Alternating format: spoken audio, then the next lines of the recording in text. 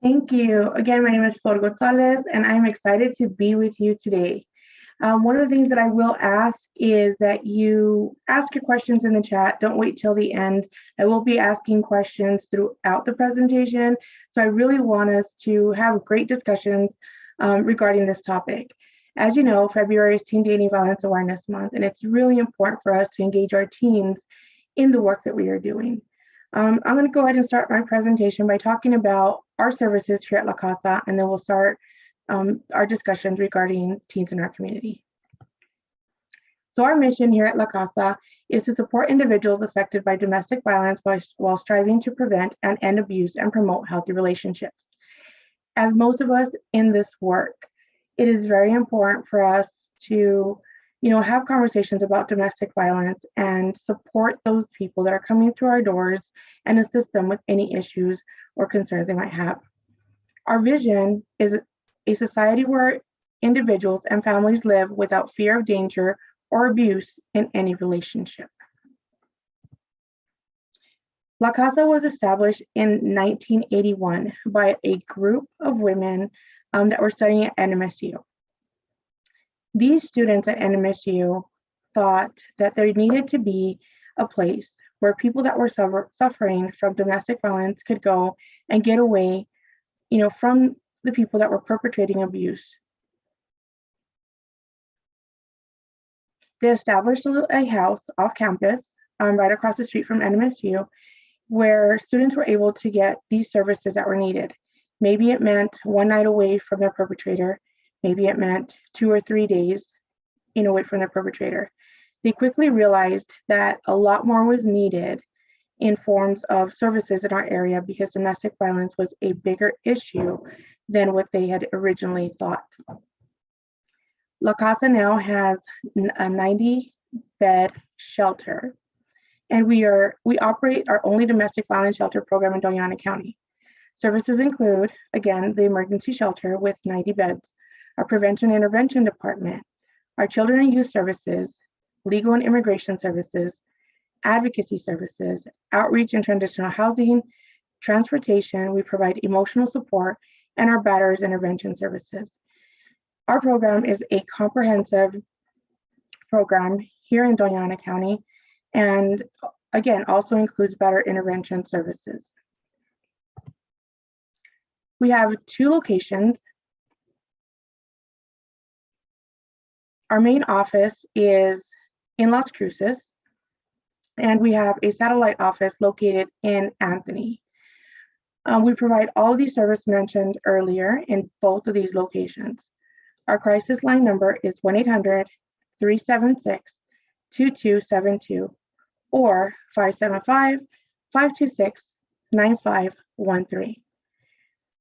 We get calls from people who are looking for either legal services, sometimes they need emergency shelter services, sometimes they just need somebody to talk to. We get calls 24 hours a day. Our office hours are 8:30 to 5:30, but we do have our hotlines open for 24 hours. I want to talk about teen dating violence. Again, as mentioned earlier, February is Teen Dating Violence Awareness Month. And I would say that I'm preaching to the choir if we go through and talk about statistics and we talk about things that we already know regarding teen dating violence. But I want to just do a quick overview on what teen dating violence is and maybe some of the red flags. During this conversation, I want you to type in the chat box and let me know what are the things or red flags you have seen in your community regarding teen dating violence awareness. So what does teen dating violence look like? It's behavior that manipulates.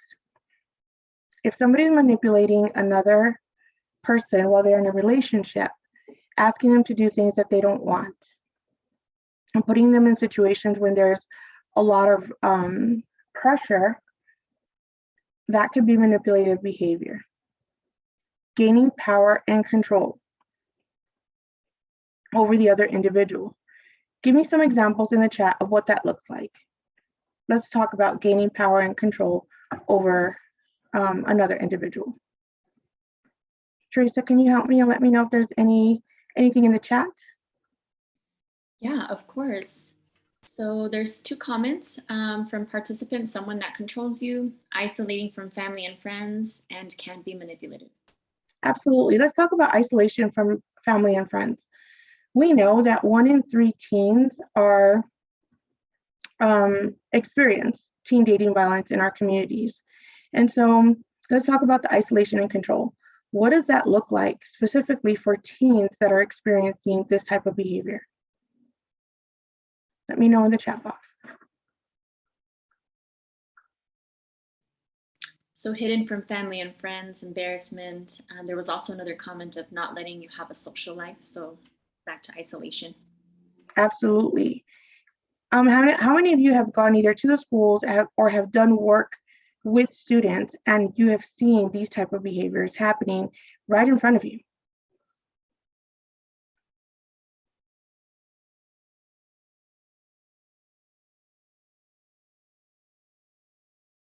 How many of you guys have done that? Been in the schools and have walked in? I know in the work that I used to do, I used to be in sexual violence prevention fields for the past 11 years. And one of the biggest things that we did was presentations in our high schools and middle schools. Walking in and going down the hallways, you would always see, teens, walking in partnerships throughout the halls. And you would see that isolation. They wanted to go and talk to other friends and they were kept from their friends. They were pushed away. They were, made to change directions instead of going to the group of friends where they were walking to. There's a lot of manipulation that was going on. And we see this as, guests in the high schools and in the middle schools. And so these behaviors do happen a lot and we see them. As an adult coming in, we want to make sure that we are addressing those behaviors. We want to make sure that we're providing this education to our youth, because we know that when we're providing the education to our youth, that's what makes them empowered. That's what makes them be able to speak up and talk to others about, the positive things in a healthy relationship. And the other thing I want to talk about is making a person feel afraid for their safety. What does that look like in a teen dating violence relationship? What does that look like? There have been other comments as well, having male friends or not having male friends, or having to dress a certain way. Another person commented that they see it a lot on social media. And there are a couple of comments, and also Roberta's place, that they have had presentations for youth, but COVID has obviously made that a little difficult. Absolutely. So COVID did put a little wrench on the way that we do our presentations. But, say that previous comment again, the one before COVID, Teresa, I wanted to address that. That they see it a lot on social media and or having male friends dressing a certain way. Absolutely. Okay, so let's talk about dressing a certain way first. When we're talking to our youth, again, it's very important for us to have these conversations about, it doesn't matter what somebody is wearing. It doesn't matter what a person puts on that day. It shouldn't, nobody should ever be controlling of what that person is wearing, or it doesn't mean that it's an invitation for any type of abuse. So we do see a lot of control over, well, that skirt is too short, you shouldn't be wearing that. It's not an invitation for anybody else's comments or especially, bullying or any isolation that partner might then bring on to their significant other just because of the way that they're dressing. The social media aspect. There's a lot of things on social media. If you look up hashtag relationship goals, everything that comes up is, the partners are matching. They have matching clothes, matching colors. Everything is just, highlighted to really show pretty much it's not something that anybody can maintain, right? You're not going to match with your significant other every single day when you go to school. You're not going to have the same shoes. You're not going to have just sunshine and rainbows every single day of your relationship. But our students are seeing these things on social media and they're trying to mimic that. Then they start thinking that when they do not match these, or when they are not able to be the same as what we're seeing in social media, then they start feeling like a failure. And so we have to be, we have to be aware of what we're also posting on social media, because our youth are following those things. They're paying attention.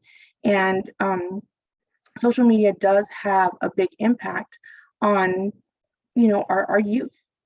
Okay. All right, so let's go back to talking about, these things here. So teen dating violence includes any behavior by a boyfriend or girlfriend that, again, uses manipulation, is used to gain power and control, makes a person feel bad about herself or himself. I want to talk about this point in particular.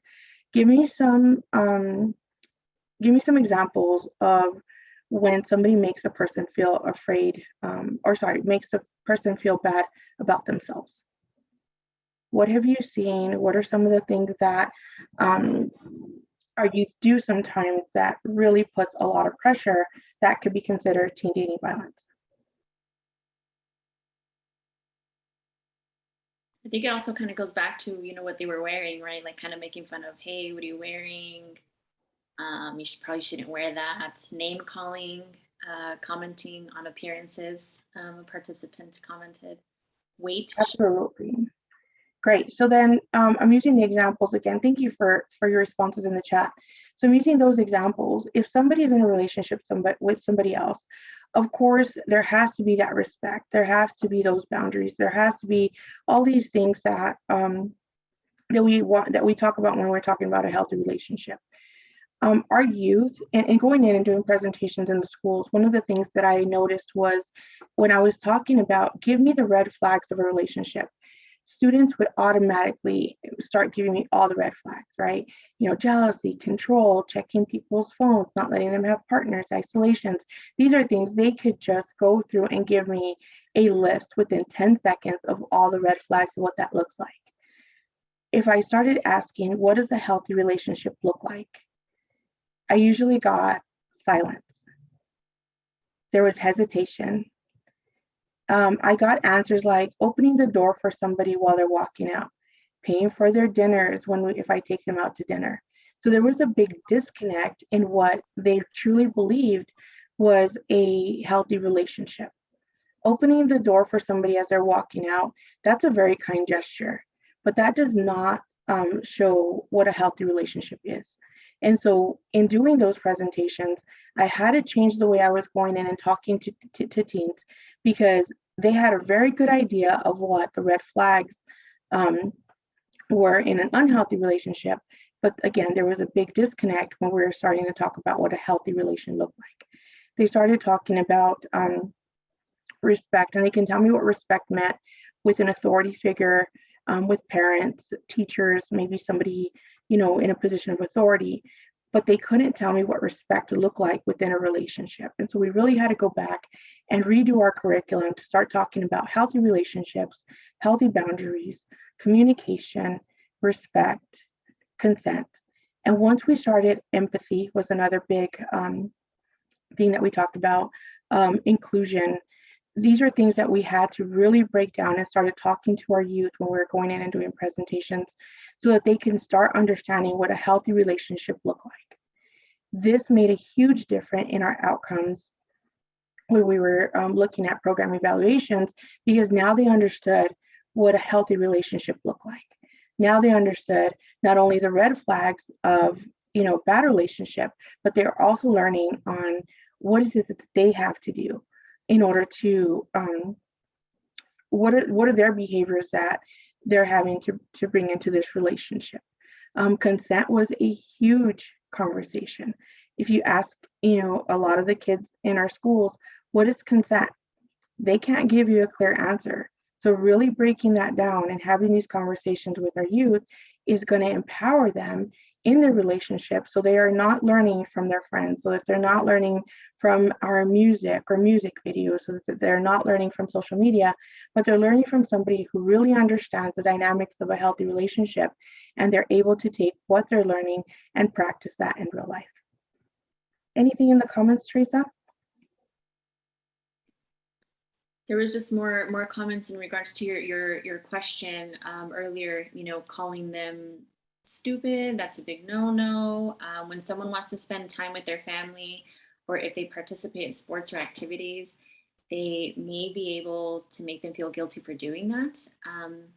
And also another comment, makes the teen feel like, again, like they're dumb, even though that they're not. Absolutely. So the name calling and that pressure from that significant other, making them feel less than, that happens a lot. And that's the imbalance of the power and control, right? Is I want something from you, which means maybe not talking to these people or not hanging out. So I'm going to use these things in order to get what I want. So we're teaching our youth the opposite. How about we have an open communication um, about what is it that you want? How about you're an active listener and come up with a compromise? You know, you're not going to agree with 100% of what the other person wants, which is something that's really important, you know, for them to understand is that it's okay to disagree and it's okay to say no. And if you don't feel comfortable with something, be able to voice those things, set healthy boundaries, and have empathy. Understand where the other person is at, and being able to have those healthy conversations. So I want to go ahead and talk a little bit more about what a healthy relationship looks like and your experiences when you've gone into the schools or when you've gone in to do presentations with youth and how that has worked out. Have you shared the same experiences as I have when I've gone into the schools and seen that disconnect between what they know about healthy relationships versus them being able to tell us all about what an unhealthy relationship looks like? Please include that in your chat. So earlier there was a comment about that, and a participant stated that it's really hard to get into like the school system to talk about, sexual assault and domestic violence, and to, be able to present that topic. So let's have those conversations. How do we, as a community partner, partner up with our schools to have those conversations? If you go directly to administration, it's been my experience, okay, and in our district, that if we go directly with administration and say, hey, this is who we are and this is what we're wanting to do, they're going to look at us like we don't have time for you to come into our classrooms. We have our core competencies that we have to meet. But if you start getting to know your educators in your community and you start talking to the people that are teaching maybe like the sciences, the health programs, maybe even physical education, so the non-core classes, and start having conversations with them, seeing if they're open to it, and also explaining that when you're going in and talking about these things, you're not going in to talk about sex ed, right? That is the big pushback that we get when we're wanting to have these conversations, is that everybody is taking a big gasp and thinking, what is it that you're going to come teach? What is it that you're going to come talk about? And so if we're explaining to them that we're focusing on the healthy relationships piece, that we're talking about consent, that we're talking about the communication, if we really break down our presentation and what we're going to be talking about, reach out to these teachers and let them know, and also get familiar with their lesson plans. What is it that they have to teach, and see how your presentation is incorporated in what they're already talking about. I know the health classes throughout the state have to talk about relationships. And so how could you partner up with that teacher and talk about relationships and bring in, a presentation or two that talks about healthy relationships and incorporate it with something that they already have to teach? A lot of teachers will embrace that. Now, after you've talked to your teachers, your educators, then that's when you go ahead and start having conversations with administration, because something you don't want to do is just go in there without them knowing, right, that you're going to be doing this presentation. And so talking then to administration, letting them know what your presentation is like. You've already partnered up with, this many teachers. This is what it would look like. It's not taking the time out of your core classes, and that's going to be, key in trying to talk with your schools. What other comments do we have regarding the schools? And was that helpful? Yeah, I think it definitely is. That information is very, very helpful. Another route would also be going to counselors, which are a big help in getting into those individual schools. Thank you for that comment. And also When I used to go into the school and present to 8th graders, interestingly, they found that boys were more receptive when they presented and discussed the teen equality wheel, and the girls did not seem receptive at all. Did anybody have that similar experience? That's a really interesting comment. I think um, and I'm smiling as I say this, right? Because we definitely see, we want that push to get more of our males involved. And so when we are seeing that, we want to say yay, big smile, because that's definitely what we're lacking when we're starting to go into the high school setting. We start getting into the junior, senior years. That's where you see that the males are a little bit, I don't want to say disconnected, but they're not wanting to participate as much. And this is again in our area, but that is really neat to see. And so, how do you engage your females then at that point when you're having that your males are more engaged? How do you engage your female students? Any ideas for that?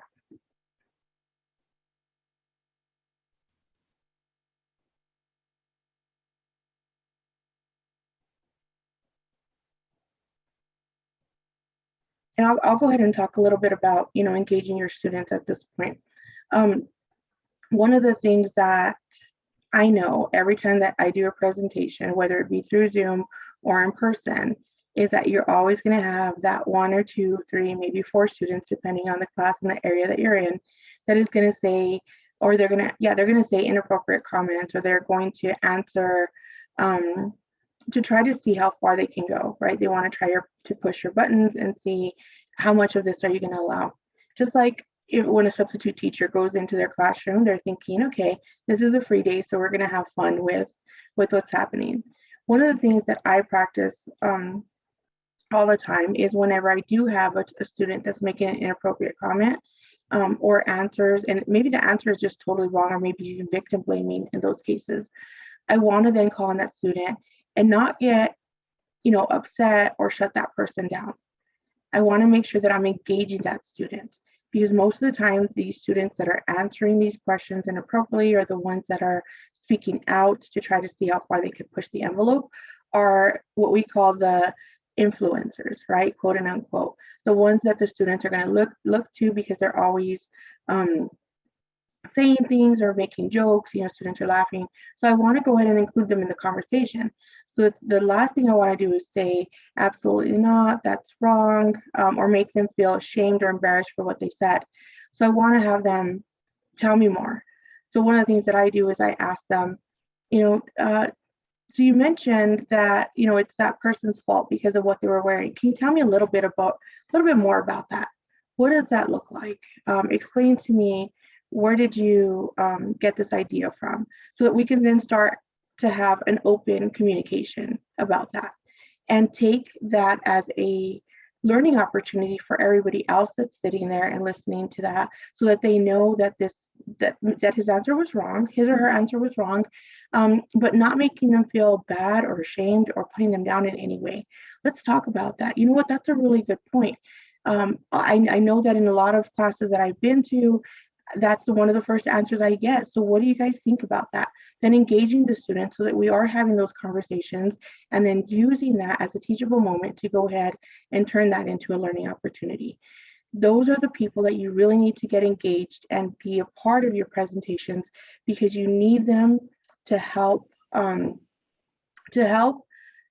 change people's minds in a sense, right? Because they're the ones that are going to be giving you maybe some wrong answers here and there, and you use those opportunities for teachable moments.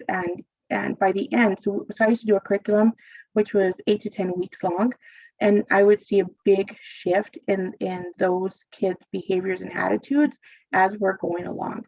I saw less of the wrong answers and victim blaming as we're going along, and then there was a lot of student participation towards the end whenever they were giving these answers, and the students themselves were stepping in and assisting with those answers. So that was really neat to see. What other things do we have in the chat, Teresa? I just wanted to say that that's really interesting. It's I took a course, it's for, well, in regards to domestic violence, but really getting into that shadow message and trying to really get that information out. Okay, so why was your perception, just getting into like the deep root to why and trying to understand why they see it that way and kind of reframing it and being able to talk about it. So that's pretty neat. There's a comment in the chat as well that when they were in school, they had domestic violence classes, but it was only for girls. So a lot of parents were concerned about why are the girls being the only ones that are being taught about domestic violence, and there aren't any boys in the class. There were some of the schools that wanted us to go ahead and separate both males and females, just like this participant is talking about.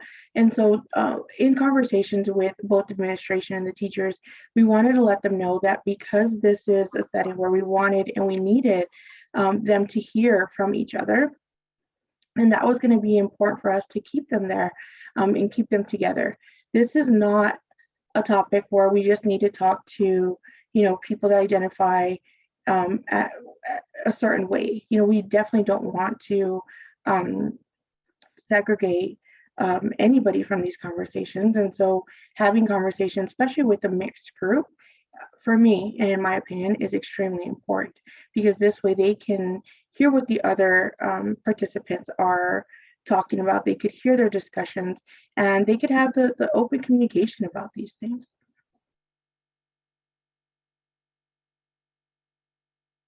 Anything else, Teresa, in the chat before we move on? Nope, that's all.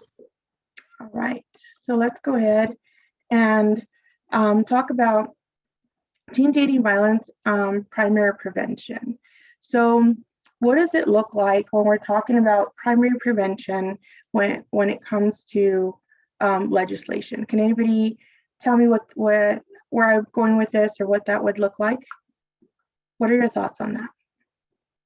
First of all, let's talk about what is primary prevention. Let's start with that.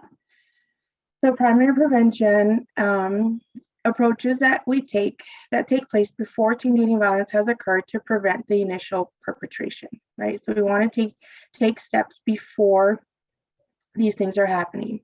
So when we're looking at the legislation, we're looking at legislation that mandates healthy relationships, curriculums to prevent teen dating violence. So this is coming from the legislation into our school system, saying this is what we need, and it gets into something that they have to study. Now, there's a lot of push for these things to happen. I know this last session, and there was some discussions about these things happening in our schools. Now, this is going to be very important, and something that we need to advocate for is we all struggle to get into our schools. We all struggle to get in front of our youth. And so if we had legislation that said, this is going to be okay, this is what we want, this is what we're looking for, then it will allow us to then go to our schools and have these conversations with our youth. Another example is media campaigns that promote positive behavior. I want to talk about the positive behavior piece here, because we do have media campaigns that talk about, pretty much anything and everything. And so it's important for us to have a positive messaging media campaign when we're working with our youth. And I'll talk a little bit more about that when I'm talking specifically about the work that we've done, especially for teen dating violence awareness here at La Casa this year. But when we're talking with our youth and we're putting them up on either posters or social media or billboards, whatever it is, we don't want to put anything negative attached to their pictures. We don't want anything negative to be attached to the messaging that accompanies their pictures. And it's important for us to do that, because when people are being asked, hey, why were you on that poster? I saw you on that poster. And if they have a black eye, because we're talking about Teen Dating Violence Awareness Month, and we're talking about the red flags or physical abuse in particular, and they're up there with, a black eye, that's what people are going to remember. And so we don't want to have that, directly attached to them. And we'll talk about the media campaign a little bit more as we go along. And then the other thing that I want to talk about is training and education programs to support the social norms change that foster gender equity and respectful relationships. These things go hand in hand when we're talking about equity and respectful relationships. As I mentioned earlier, one of the components in our curriculum was having discussions regarding, empathy and inclusion, because, again, I feel like I'm repeating myself at this point with our curriculum, but it's important for these teens to have these pieces so that they know what healthy relationships look like in the campaigns that we're trying to do. Any questions or comments in the chat? Not at this time, no. Okay. So what exactly do you think we're trying to prevent? Now it's your chance to answer in the chat. What are we trying to prevent from happening if we're talking about teen dating violence primary prevention? Give me your thoughts. We're thinking about teen dating violence primary prevention. What are we trying to prevent with the positive media campaigns? When we're talking about legislation to include healthy relationships curriculums in our schools, when we're talking about training to support social norms that foster gender equity and respectful relationships. What are you guys thinking that we're trying to prevent? Are we trying to prevent victimization or perpetration? Teresa? There aren't no comments in the chat, but honestly, I think it's just the cycle of abuse, right, from continuing. Correct. And so I want to talk about those two main points that I just mentioned. Victimization. Are we trying to prevent victimization? And what would that look like? That would be something like telling girls what not to wear. Is that what we're trying to do? Because as society, when we're having conversations again with community members in our society, 90% of our community members will start to have that conversation. Well, we need to make sure that our dress code is up to par in every single one of our schools, that our teens shouldn't be wearing anything that's showing skin, or your shirt is too thin or your skirt is too short. Is that what we're trying to prevent when we're talking about teen dating violence primary prevention? No, because that leads to victim blaming, and that's making victims of relationship violence responsible for preventing their own abuse. So we're not looking at preventing, the victimization in that sense. What we're looking at is preventing the perpetration. So we're looking at, the shift in perspective for so many people, and that is the hard piece, right? In getting our community members to understand we're not going to be talking about, again, what a person is wearing or our dress codes. What we're going to be talking about is eliminating the beliefs or norms that contribute to the culture of essentially men's violence against women. Now, I know that is a lot broader than that. I know that it includes all genders, but when we're looking at numbers, we're looking at the majority of perpetration is done by men. And so that's what we're looking at as a whole. There are a couple of comments that are coming in now. Okay. Abuse, emotional abuse, sexual abuse, physical abuse, preventing exploiting victims and their families, and building a community where the victim is from and influence a victim's comfort and willingness to share her and his story and not go into silence. And they're agreeing that they're trying to prevent the perpetration of violence. More male role models are needed in our schools and agencies to help our youth with the prevention of violence and abuse in general.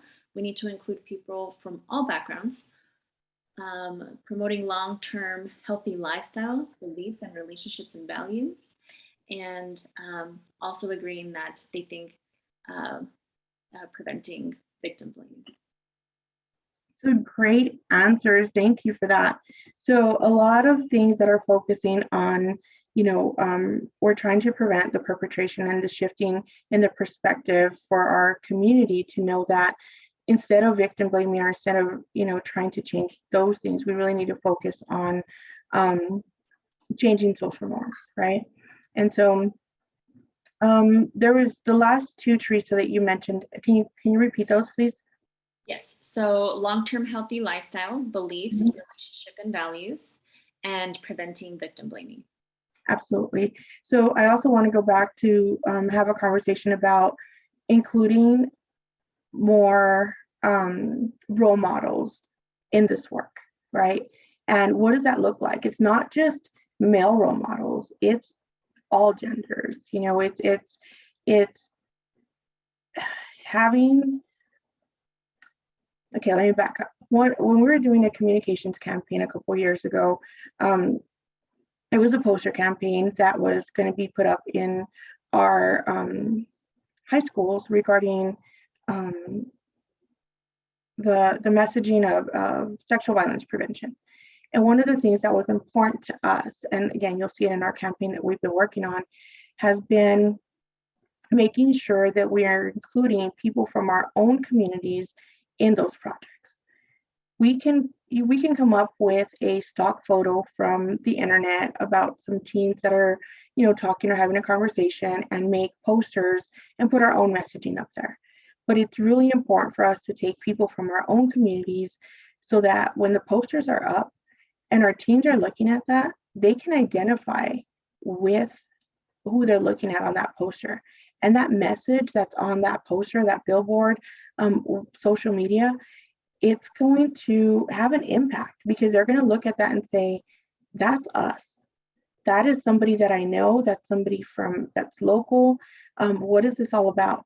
When we're putting posters up or messaging campaigns are just, very generic and don't have people that may look like us or represents our community, then the message is not going to be clear, and it's not going to resonate. And so getting more people involved, getting more mentors involved with what we're doing is extremely important. Being able to get them on board. Maybe it's for us that year, it was a basketball coach, and he's a pretty big deal in our community. And to see him, step out of his basketball role and start talking about, sexual violence prevention and being on posters, around our community, that was a really big deal, because then people started talking about, hey, why is Coach so and so on that poster, and what is he doing there? It's not basketball related. So to see him, out of his element and talking about something that he doesn't talk usually about when he's coaching basketball, was something that was really neat for our community. Same thing with our kids. All of the posters and the photo shoots were going to be taken up north, and we were told, we're going to go ahead and send you guys a packet of posters so you guys can put them up in your schools. And I said, can we have a photo shoot down south, here in Las Cruces, because I want to have our students included in that. And so we were able to make that happen within a very short amount of time. They pretty much said, well, we're about to shoot it. Can you get kids together? Can you get a mentor identified? Can you put this together within 2 weeks? And I said, let's do this.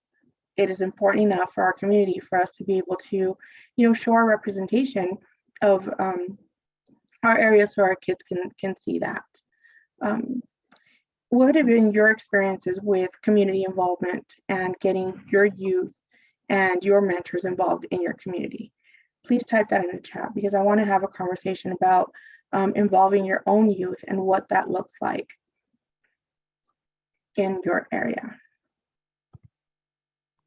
So as we wait for those comments to come in, we also have Enlace Comunitario who does something similar, right? They really engage with their youth to talk about domestic violence. And I really like your communication campaign, where in seeing people that and talking about domestic violence, and it makes it personal, right? Like, it's not just somebody else's face, it's not just somebody else, like just a banner or a flyer. You actually know that person, so it reaches I don't know, it's just different. It really inspires people to talk about it more. And executive director Pam Wiseman on several interviews, she says that in communities that really talk about domestic violence and raise awareness and have those discussions, the violence that happens in the community is extremely far less than other communities that don't talk about it, don't want to address it, don't want to have those platforms. And so it's really important to talk about domestic violence, and starting with youth, right? It is important, and we're going to talk about, a strategic communications plan when it comes to really engaging youth in your community, to be a part of these conversations, and why it's important for that to happen. So how do we start a strategic communications plan? So we have to identify the goals and objectives. What is it that you want? What does this look like? I have been known to come up with these crazy ideas about what this communication plan is going to look like. When we first started the pandemic, and we were about 80 to 90% of the work that we were doing was in the school setting. So we were out there talking to our youth, working presentations, while pandemic set, and all of a sudden, our education department, our education prevention department, was having to think about, what are we going to do now? How do we continue our work? But obviously not in the schools, because that platform was no longer available to us. So we started brainstorming, and one day I met with my team and I said, okay, so we are going to go out, we're going to talk to our community business owners, and we're going to talk about reach out to very specific business owners, and ask them to be part of this campaign. And my team looked at me and they thought I was going nuts, because they couldn't understand how that was going to turn into, the overall goal of getting our community involved to talk about these issues. Once I, told them exactly what I was thinking, again, there was still some hesitancy, and then there's hesitancy too from our community to get involved, right? So you reach out to these business owners, you reach out to these people, and they're still looking at you like, okay, so this is what I do for a living, and what do you want me to do as part of your campaign? This has nothing to do with what you want me to do. And so having those conversations and being able to talk to your community members and explain to them that this is not, the La Casa is not the only people that are working with victims of domestic violence. That domestic violence is not only an issue that La Casa has to work with. This is an issue that our whole community is working with. And we need to partner with you so that we could have these conversations and that you could help us with this messaging piece. With that communications, it was a social media plan, and it ended up being, a huge success. And afterwards, having the conversations with my team again, and then being able to say, okay, so now we get it, now we understand. But it takes a lot of work, to get these things going. So first and foremost, you have to identify goals and objectives. What do you want to accomplish? So when you guys are working with youth in your community, tell me about some goals and objectives that you would like in your communities, and tell me what you would like to accomplish in working with teens specifically. What would that look like for you? Is it a poster campaign? Is it a social media campaign? Is it a podcast? Is it maybe, our teens will laugh because I always tell them, well, we're going to go ahead and put this on Facebook. And they look at me and they go, well, do you have Instagram? And can you tag us when you post on that? And I have to remember, the differences there, right? So most of our teens are, have an Instagram. There's a lot of our teens that are doing a lot of TikTok videos, and then getting us to then jump on board on what they're doing and what they like in order to promote those messages is really important. So identifying some goals and objectives. What do you want to accomplish? What are some of the things that you want to do in your community? And Teresa, what are your thoughts on that? I always think that raising awareness and sharing resources is super important. Like, I also do the communications and marketing for the coalition. So any way that you can get resources out there, using all the social media platforms, right? Like you mentioned TikTok, that is like super popular with the teens. And just, even if they do like a short 10-second, this is what I'm doing to prevent domestic violence. This is how I support my peers. These are the resources that I found, so and so, or just even having little business cards. I mean, there's so many different ways that you can do a communications or a campaign, to really raise awareness and continue that discussion right within our communities, and to be able to talk about it and feel comfortable to do that. Absolutely. Anybody come through in the chat regarding any goals and objectives that they might want to accomplish in their communities? It looks like somebody commented that it's a little difficult because a lot of people do not want to talk about domestic violence. It is sometimes considered taboo, right? Different cultures as well. But I think we need to talk about it. That way people can start getting in relationships. They become aware of those red flags. And I think social media would be great for teenagers. That's their comment. Absolutely. So I want to go ahead and talk about the one comment about domestic violence being taboo. I want to tell you that I have never walked into a place and, pitched an idea about domestic violence or communications or the social media plan, and they've all been on board, raising their hands, saying, I'm all in, I'm ready to go. That has never happened. There's a lot of hesitation, again, in talking about that social media campaign that we did, during COVID. There was a lot of hesitation.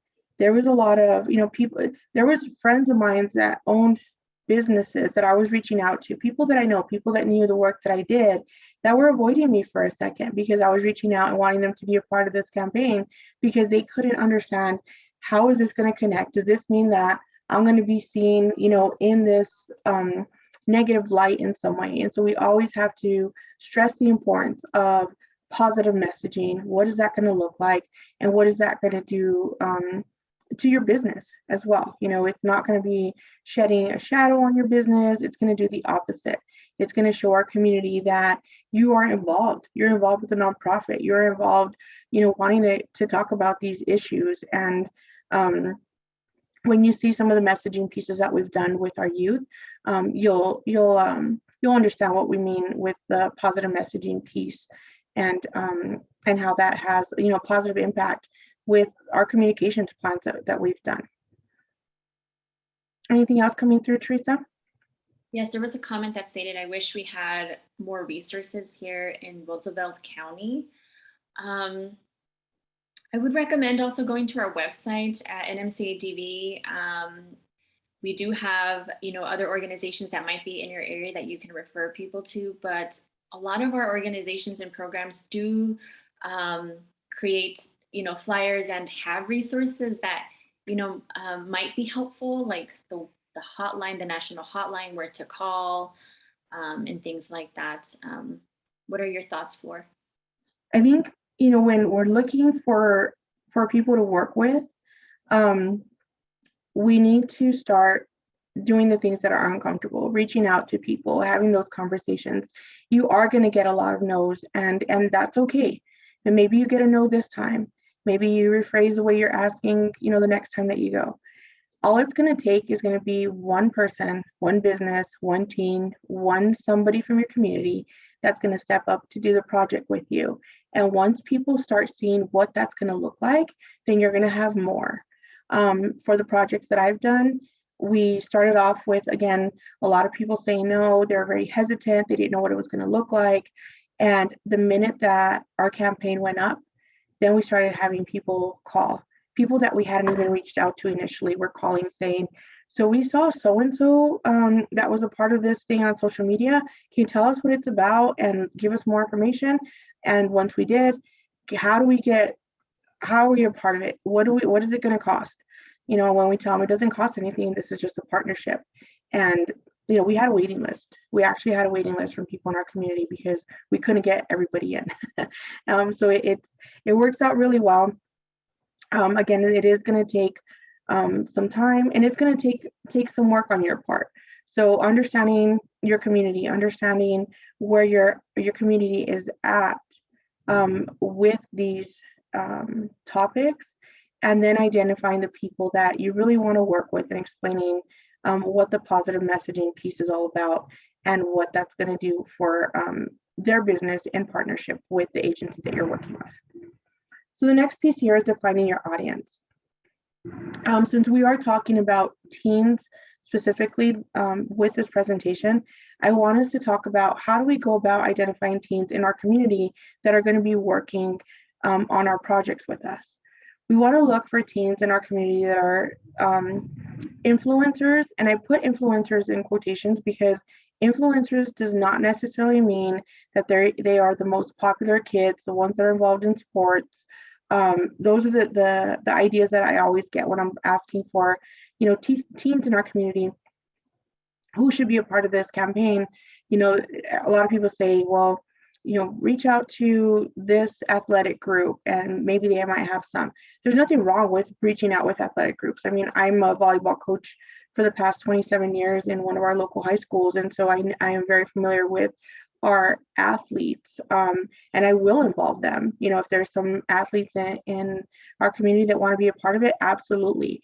But I want to talk to the ones that are not in the spotlight. I want to talk to teens that really want to have a conversation, that are really passionate about this, and the ones that have no idea what this is all about. I want to have those conversations because by including these teens, and now we're going to have a mixture. We're going to have a mixture of teens that have been maybe a part of other projects that we've had, with some new teens that have no idea what they're getting themselves into, but they know that, you mentioned something about February, Teen Dating Violence Awareness Month, and I think I want to be a part of that. What does that look like? And then education is going to have to be a key piece of this component. You're going to have to talk to them about, teen dating violence awareness. What is that like? What is healthy relationships? What does a healthy relationship look like? Having conversations about that, giving them examples, but more than anything, listening to what they have to say. Because my messaging that would go up on a communication plan or a social media communications plan is going to be very different than what a teen is going to have to say. And do you think that they're going to be listening to my messaging, or they're going to be listening to the messaging of their own peers? So that piece is very important. So defining your audience, finding out who in your community can do this work, wants to do this work. And there might be some that they don't want to do the work, they kind of want to be involved. Get them involved as well. Get them to come. Teresa, if you can keep an eye on the chat, I want to hear what groups in your community would you be reaching out to if you're working on a communications plan to get teens involved. Where would you go to? Who would you talk to? What are the groups that you want to be a part of this campaign? And then I'll just continue to go on, Teresa, and I'll come back if you can let me know about the chat. So the different groups in your area too, one of the things that I like to do is not do it during the school setting. So we can talk about these things and letting the students know, hey, so this is what we're doing. We want to get a group of teens to be involved in these particular campaigns, but then our meetings are going to happen, either after school, maybe during lunch, at a different time than during a classroom.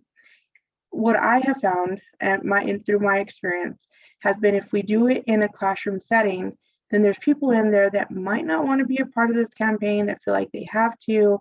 And it works better when you have teens that are wanting, that they come on their own, they want to hear what it's all about, and maybe they're not the ones that want their picture on that poster, but maybe they're the ones that are going to have the ideas about the messaging piece. Maybe they're the ones that are going to have the ideas about where to shoot the photo shoot, what kind of social media needs to be involved, what is the messaging that needs to go on there.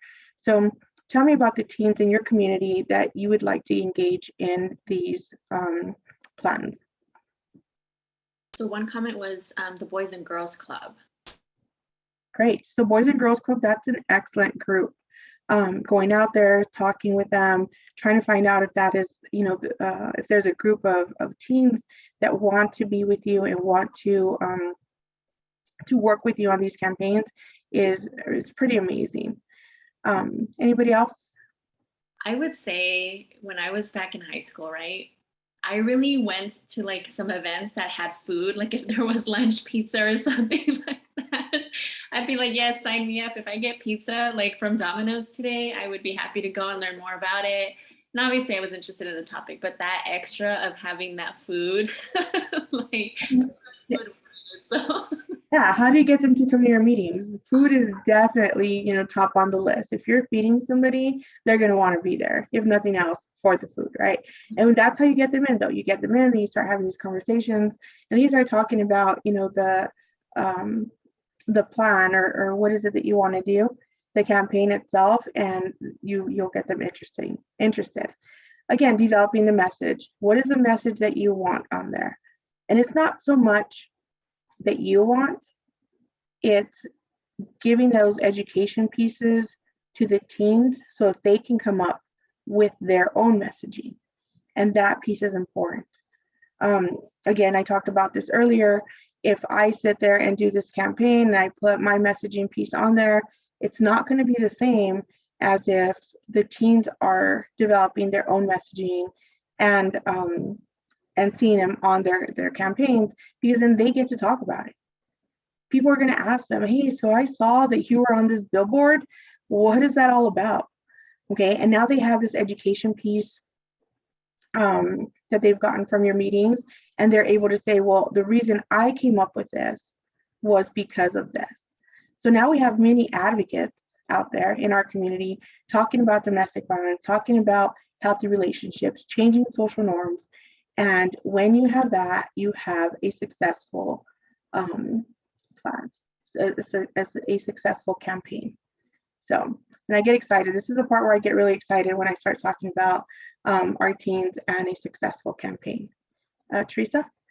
There's one more comment that perhaps law enforcement to have the conversation about the issues in the community with the youth. What are your thoughts with bringing in law enforcement? Can that person elaborate a little bit more on that? And the only reason I'm asking is because I want to know what the role would be as far as law enforcement. Would law enforcement be a part of your conversations with the youth? Would they be the ones providing the whole presentation to the youth? I'm just trying to see exactly what law enforcement's role would be in that piece. So if you could add that in the chat, that would be extremely helpful.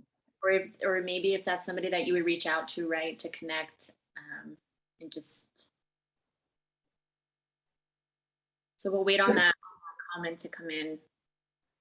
Maybe the law enforcement is the one giving you a list of teens in your community that can, potentially be involved in your communications plan. That's really good. I think it might be very intimidating, to have a law enforcement officer coming in, especially if they are in full uniform. We know that teens and position of authorities, a person in position of authority might just create some uneasiness. I do think that, law enforcement has a lot of good information to share with our youth. They are out there every day. They're dealing with, the domestic violence issues. They see the other side of it, right? They're going and responding to calls. So that piece is extremely important when it comes to educating our youth. I think we just have to be, careful how we do that. Again, our youth can give us a list of all these red flags and all the bad things when we're talking about domestic violence. And we really want to focus on the healthy relationship piece, the positive messaging piece, as far as the campaign that I'm talking about today. Okay. So they say to have a Q&A with law enforcement regarding all the things they can do for our youth. Again, I think it just goes back to like the communication plan and what your goal is, right? And so just seeing what that is and what you would like to offer. Yeah, thank you, Teresa. So let them lead the way. Again, let them come up with their messaging piece. And of course, you're going to be there to facilitate, because there can be situations where their vision of what this messaging piece is going to look like might be taking, a totally different direction than what you had initially planned. So making sure that you're just guiding them so that we are talking about the positive messaging. And again, that's the important piece. Developing the activities, teen-led, it's their message, it's their ideas. You're just there to facilitate and to get all these things together. Then it's time to implement. What resources are needed? So when you're talking about your goals and objectives, you want to make sure that you're very clear on what you want, and that you are going to have the resources to be able to implement the campaign. If it's a poster contest, not a poster contest, a poster campaign, what is that going to look like? How many posters are you going to have to print? Who's going to pay for those? If it's a poster contest, what are the winners going to win? Who's going to buy the prizes for that, for the winners? How many winners are you going to have? Are you going to have different age groups? So those are the things that you want to make sure that you are talking about when it talks about, you know, the resources needed for this campaign. And then the very last piece of this is going to be to monitor and evaluate.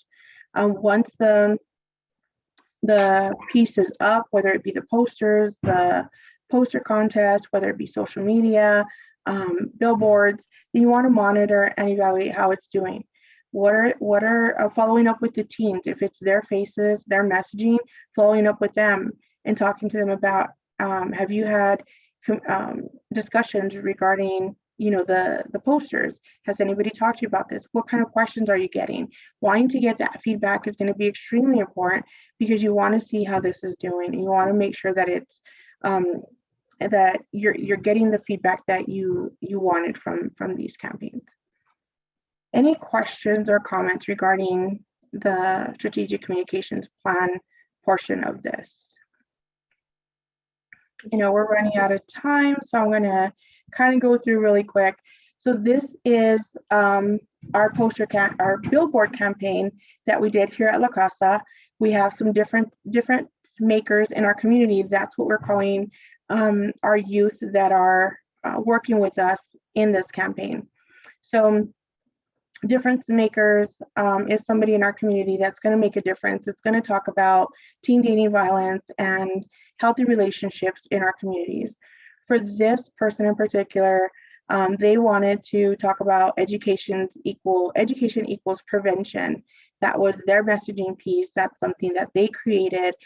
They're very passionate about the educational component when it comes to domestic violence, and they wanted to make sure that was their piece.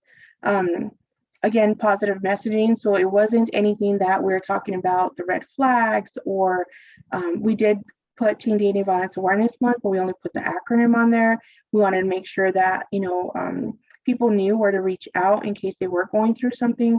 But the focus of the campaign is the difference maker over to the left-hand side, which is identifying who this person is in our community, and literally their face. And so this launched yesterday on Valentine's Day here in Las Cruces. So we're very excited about that. I do have a couple more that I want to show. Another difference maker in our community, and her message is love is setting boundaries. Again, in conversations and talking about healthy relationships and talking about what that looks like for them, they came up with their piece. They came up with the shapes of, you know, of their messaging pieces. Everything was up to them. We were just there to guide them, to give them the educational piece at the beginning of it, and then we wanted them to talk about, what does this look like for you? And if you notice the backgrounds, orange is the color for Teen Dating Violence Awareness Month. And so we took these pictures in the downtown area where there was a lot of orange in the background. And so those are the pieces that are really highlighted in our billboards. So we have two billboards. They're two digital billboards, and they're going to be changing images throughout the month to include, you know, all of the difference makers that have been identified. This photo shoot was just taken last Friday. This is a teen from the Mayor's Top Teens program. And so this was his messaging piece, and he will be up on a billboard as well. So his messaging piece is about respecting boundaries. And he felt that that was a very important piece to go out there. This is them working on their project. This is also going to be a part of the billboard. And you can tell that they're having, you know, loads of fun having these conversations. Again, another Mayor's Top Teen youth, and her messaging piece was, it starts with respect. And again, I want you to notice, the orange backgrounds on there for Teen Dating Violence Awareness Month. And, an important part is this is going to be something about, together. There's going to be a messaging piece about together, we can make a difference that really ties in with their difference maker title. So, all right. Any questions or comments regarding our billboard campaign that we're doing here at La Casa for Teen Dating Violence Awareness Month? I'll just say this for everybody in the chat. Those billboards are phenomenal. Like, you guys did a fantastic job. It really gets the messaging out there. The colors, the orange in the background, the small tints of like red, and then the logo. I mean, it just all works perfectly. And it's really simple as well, right? Like difference maker, a photo, and then the phone number and your organization website is listed. It's fantastic. So congratulations and great job on that messaging. There is a comment on how was or is the response of any calls after placing the billboards? So the billboard just launched yesterday. And so we are going to, those are things that we're going to be tracking. We're going to be tracking, is there a difference in calls? Is the demographics, what are the demographics looking like? Is there a difference there? I will be reaching out to our teens on a weekly basis to have these conversations with them. What does it look like for you this week? So I'll be giving them a heads up. So your picture is going to launch next week. This is going to go out on Monday. These are the locations where it's at, just to give them and prepare them. I don't want to just put them out there and then all of a sudden people start asking them, they didn't even know that their picture was up. And so they'll be rotating the pictures within the month throughout, well, actually for 4 weeks. So we launched it on Valentine's Day and it's going to go into the second week of March. But again, it was important for us to capture these images with our teens in our community so that they're the ones having these conversations with their peers about Teen Dating Violence Awareness Month and healthy relationships.